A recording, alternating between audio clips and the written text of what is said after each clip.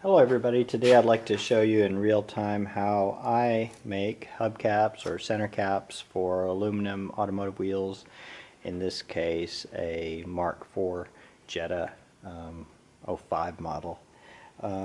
I've lost these center caps on a fairly regular basis and made replacements out of different things, sometimes out of the parts of cans, but what I found is that the heavier the material I make the cap out of, the more likely I am to lose it, and the less satisfactory it is when I take it to a tire place to get new tires. Sometimes they don't know what to do with this strange homemade piece. So what I've done here is make a stencil. This is just out of like a little pie pan, just using VW logo model, and it's not perfectly accurate, but there's something about a stencil that makes that when you spray the spray paint through it, it seems to make the product a little bit more regular. But you don't have to use a stencil. It's fun to actually just draw with a marker onto whatever material you're using. In this case, it's foil-backed insulation, board insulation, and let me just go ahead and show you what I'm doing. I'll go ahead and start with the stencil. I've done other ones without the stencil, and so here's the spray paint.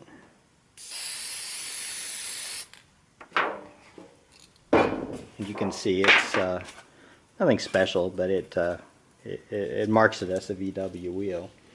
And I found that this Maglite gives about the right size circle, so I'll just mark around it.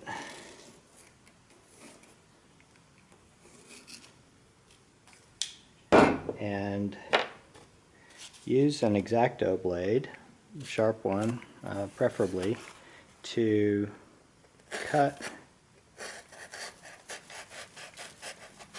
around the circle, following the line that I drew, and with a slight taper, because I know that the circle that I drew using the flashlight as a template is going to be the widest place on this hubcap.